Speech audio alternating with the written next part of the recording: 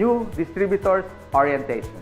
Anyway, before I begin, many people ask me why I chose MLM industry to make it a full-time career over my profession as a computer engineer. At first, you have to ask me why. I know you can relate to this. You know, even if you work every day, 8 hours a day, no time off, you cannot hire someone to do the job for you. But guess what? The boss will always make the money. You see, no work, no pay. It's always a linear income.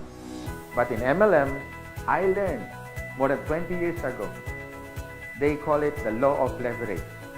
Or in other words, multiplication of time through others. Leverage means you multiply your time. These are the things that rich people do that poor people don't. And I learned that at the age of 24. That's why I get rich. Someone asked me, if you want to leverage your time, why didn't I go to traditional business? Well, I witnessed at a young age, my grandparents went into construction business. My parents went into bus transportation and restaurants. And guess what? It's capital intensive.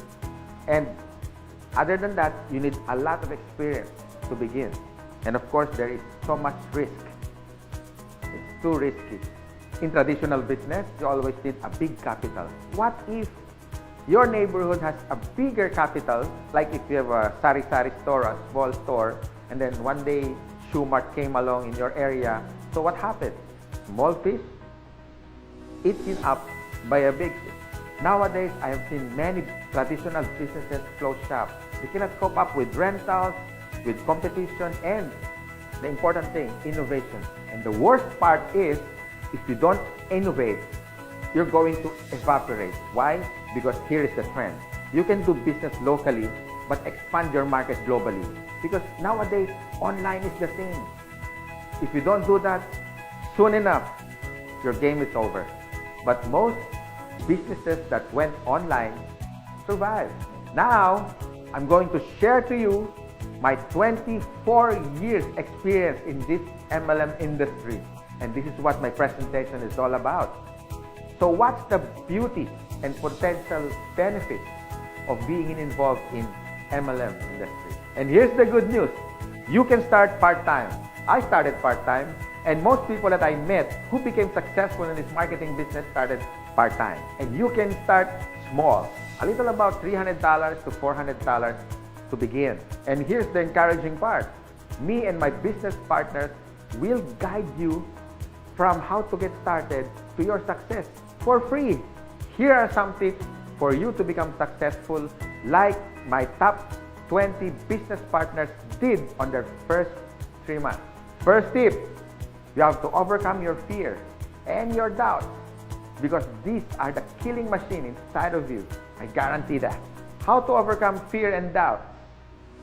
By studying the facts. Our CEO has been awarded the top CEO of MLM in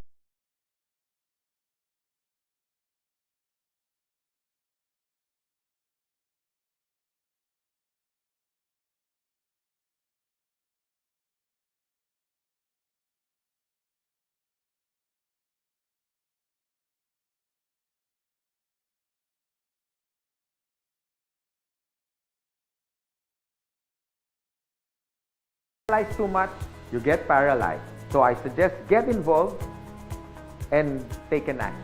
Tip number 2, you have to take care of your attitude. For me, it's 80% attitude and 20% skills. Based on my experience and based on what I witnessed with the top 20 distributors, they have this good learning and listening attitude, or GLLA. You need to listen to your mentor and the professors in this business. You have to humble yourself and learn the basics, because we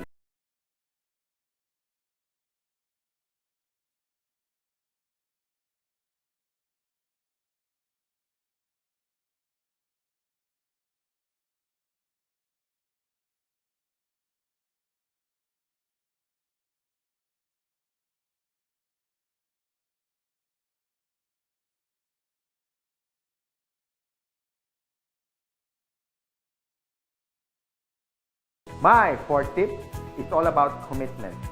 You can try, you can do your best, or you can do whatever it takes.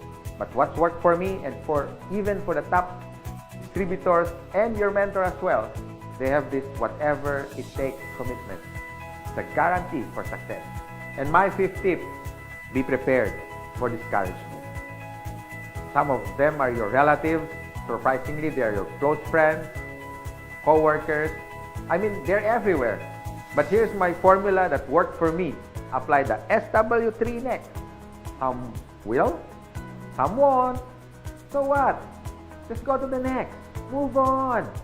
My sixth tip for you to succeed, always maintain that enthusiasm. Be excited. To get involved, always be enthusiastic with the product, with the company, and to your dreams, because one day they become a reality. And my seventh tip is all about focus.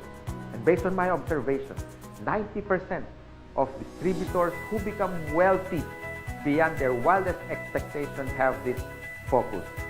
You can focus your energy in building your leaders, the leadership skills in you. You can also focus on building relationships. You can focus on money management, and the bottom